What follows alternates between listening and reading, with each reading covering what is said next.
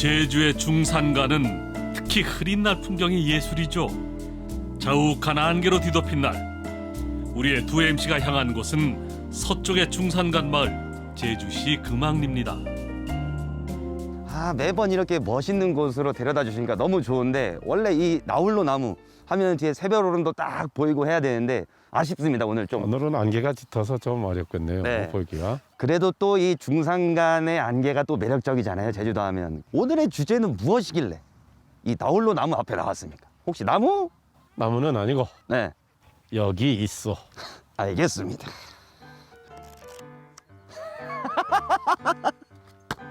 왜 웃어? 한 0.5초 봤는데 바로 느낌이 왔어요. 시청자 여러분들도 아실 겁니다. 바로 짠! 아시겠죠? 아하, 성원 씨 말처럼 한눈에 알겠네요. 제주의 사진 명소로 유명해 사람들이 많이 찾는 테시폰 건축물이군요. 저는 이 테시폰을 평화로 입구에서도 보고 오다 가다 봤는데 지금 모습이랑 좀 달라요. 우리나라 전체적으로 볼 때 네. 서울에하고 제주도에 테시폰이 지어졌었어요. 서울에는 1963년부터고 네. 그런데 이젠 서울에는 남아있질 않죠. 음. 유일하게 제주도에만 남아있어요. 그리고 최근에 등록문화재로 지정된다는 예고가 나왔죠. 그냥 저는 약간 느낌 있는 건물이라서 그냥 사진 찍는 명소라고만 알았는데, 선생님이 또 그렇게 이야기를 해주시니까 재밌는 이야기가 테시폰 안에 있는 것 같아요. 기대가 됩니다, 선생님. 빨리 테시폰 보러 가시죠, 선생님. 네, 테시폰 저쪽에 있어요. 저쪽으로 갑니다. 가시죠. 안개야 거쳐라. 네. 금왕리의 이시돌 목장 부근은 드라이브 코스로도 유명한 곳입니다. 드넓은 초원과 목가적인 풍경을 보면 저절로 힐링이 되죠. 오늘은 제주에만 있는 명소이자 독특한 건축물 테시폰에 대한 얘기입니다. 이 테시폰에는 어떤 얘기가 숨어 있을까요? 선생님 도착했어요. 멋있어요. 언제 봐도 멋있어요. 이곳이 바로 등록문화재 지정 예고가 된 테시폰이잖아요. 네, 제주도에 여러 건축들이 있지만은 여기가 참 운치 있다는 생각이 들어요. 네. 그런데 이 테시폰이라는 말은 도대체 어디서 온 말이냐? 메소포타미아 문명 지역이죠. 지금의 이라크 바그다드 좀 아래쪽에 네. 테시폰이라는 마을이 있어요. 그곳에 고대 도시의 건축 흔적이 남아 있었어요. 네네. 그것을 보고 이 건축을 고안한 것이라서 계속 테시폰 주택이다 또는 외인 주택 외인주택. 또는 이시도레 이시도래요? 이시도레 사만주택 사만주택. 이런 네. 식으로 여러 가지로 지금 불려왔습니다. 테시폰은 어떤 용도로 사용이 됐던 거예요? 아까 먼저 봤던 사진은 사료 공장이에요. 굉장히 건물이 컸죠. 또 어떤 곳에서는 이제 축사를 짓기도 하고, 여기 목장이기 때문에 목장의 관리인 있잖아요. 목장 관리인들의 숙소, 이렇게 여러 용도로 썼죠. 쓰임이 많은 만큼 이름도 많은 건가요? 그래서 그런가. 근데 이 건물이 여기서 지어진 거는 지어진 건데 어떻게 시작돼서 짓게 된 거죠? 이 건물을 시작한 아주 중요한 분, 누구십니까? 여기서 보여주겠습니다. 또 펼쳐보네요. 예, 알아요. 유명하신 분이잖아요. 예, 매우 유명한 분입니다. 이분이 바로 이시돌 협회를 만드신 분이잖아요. 예, 근데 성함이 어떻게 되셨더라? 거기까지 제가 맥그린치 신부님이십니다. 한국명으로는 임피제 신부님으로 불렸죠.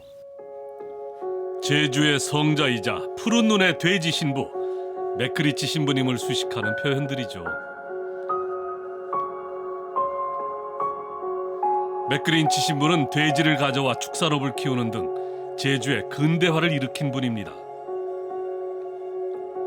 목장 안에 있는 이시돌 센터에서 그 업적을 볼 수가 있는데요.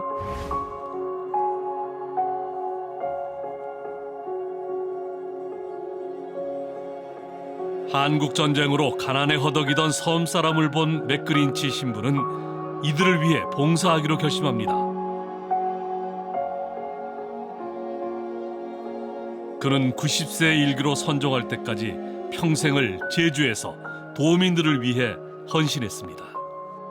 이분이 제주도에 온 때가 1954년인데 성 골룸반 외방선교회 소속으로 제주도에 첫 발을 디뎠는데 부임지가 바로 이 한림 지역이었어요. 한림에는 공소가 있었죠. 공소? 공소가 뭐죠? 그 성당보다는 작은 규모죠. 거기에 발령을 받고 온 거죠. 와서 보니까 정말 어렵게 살고 있잖아요. 1954년 4.3 그리고 전쟁 직후라서 굉장히 피폐한 상태였고 이런 것을 보면서 제주도민을 어떻게 하면은 잘 살게 할 수 있을까?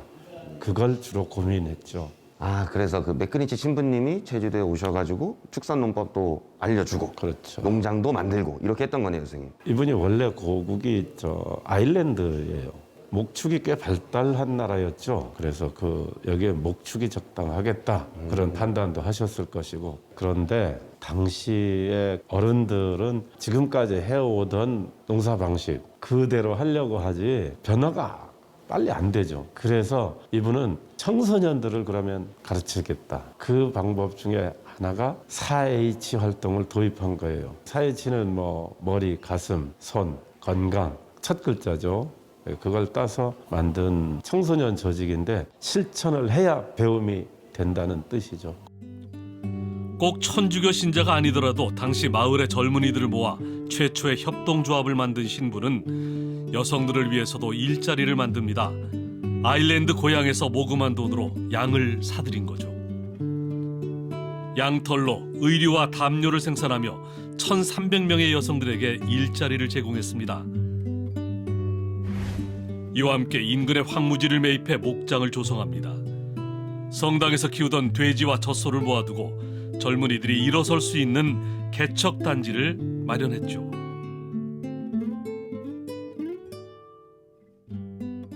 지금 이 목장이 네. 1960년대 초반부터 만들어진 거죠. 그렇게 해서 사람들이 여기 많이 오게 되면은 뭔가 또 필요한 게 생기잖아요. 숙소도 있어야 되고 창고도 있어야 되고 그렇게 집을 지으려면 시간도 많이 걸리고 자재도 많이 들어. 그래서 떠올린 것이 바로 테시폰이에요. 아일랜드에서 제임스 윌러라는 건축가가 특허를 받은 거예요. 특허를 받은 것을 맥그린치 신부님이 가져온 거죠. 한국에도 많은 건축 방식이 있었을 텐데 왜 테시폰의 그 건축 방법을 갖고 온 거죠, 선생님? 일단은 네. 제주도의 자연 환경에 맞는다고 생각했어요. 바람이 많잖아요, 제주도. 두 번째는 당시 전부 초가였기 때문에 네. 그 지붕 위는 수고가 없어지고 그 다음에는 시공 방법이 아주 간편했어요.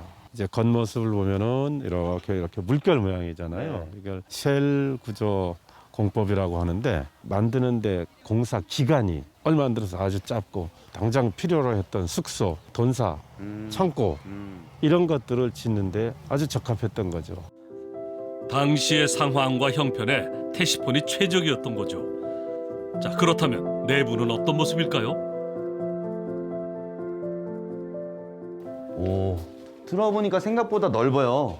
그때 당시 사람 살기에도 적합한 크기인 것 같아요. 방도 이렇게 있고. 그렇죠. 네. 모양을 보면은 아치형으로 되어 있어서 철근을 넣지 않아도 독립적으로 안정적인 구조물이 되기 때문에 오랫동안 유지가 되고 있는 거죠. 여기는 기둥이라는 것을 아예 쓰지 않거든요. 네. 그만큼 자재도 덜 들어가는 거죠. 그래서 사람들이 많이 지었을 것 같아요. 많이 지었는데 처음에는 사람들이 이 건물이 되게 약하게 보였던 거죠.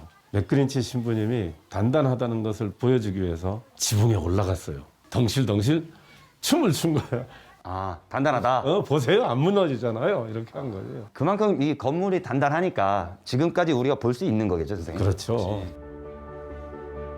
이시돌의 테시폰은 철을 기본 구조로 하고 합판 대신에 제주에서 쉽게 구할 수 있는 삼배 등으로 벽을 만들었습니다. 1940년 아일랜드에서 시작된 테시폰이 영국과 유럽을 넘어 국내에서 제주에 첫 도입된 순간이죠. 이후에 시공이 간편한 테시폰 주택은 서울을 비롯해 전국으로 퍼져갑니다. 당시 제주에도 이시도를 시작으로 도 전 지역에 200여 개의 테시폰 건축물이 세워졌을 정도였습니다.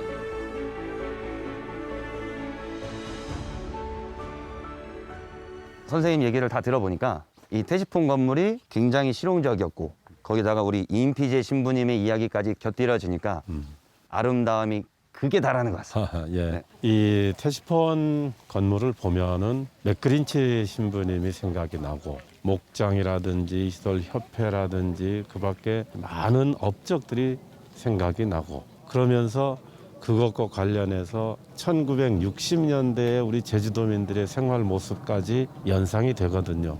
그래서 굉장히 중요한 건축물이라고 생각해요. 맞죠. 저희도 여기 왔는데 이왕 온 거 사진이나 한번 찍죠. 아, 사진 찍는 거 좋죠. 하나, 둘, 셋. 짠. 가자. 아하, 오늘은 테시폰에 대해서 공부도 하고 추억도 쌓고 두 분 좋은 시간 보냈네요. 선생님, 처음에 시작할 때 테시폰이 지금 제주도에만 있다 했잖아요.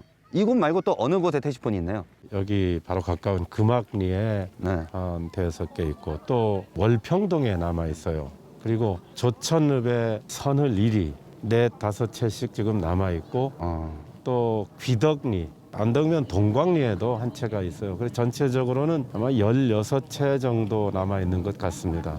한 3, 4년 전까지만 해도 처음 입주자가 끝까지 살던 집도 있어요. 현재 사람이 사는 집은 없고 다 낡고 방치된 듯한 그런 분위기가 많죠. 그래도 이 역사를 담고 있는 테시폰이 많이 이렇게 보존돼 있어가지고 기분이 참 좋은 것 같아요, 선생님. 전쟁이 끝나고 모두가 힘들었던 50년대와 60년대, 맥그린치 신부와 함께 근대화의 바람이 불기 시작했던 제주. 이 낡은 테시폰은 그 시절 제주의 모습을 보여줍니다. 문화재청이 이 테시폰을 등록문화재로 지정 예고한 이유겠지요. 귀한 근대 건축물 테시폰에는 일생을 바쳐 제주인들을 위해서 헌신했던 맥그린치 신부와 가난을 극복하고자 했던 제주 사람들의 노력이 담겨 있습니다.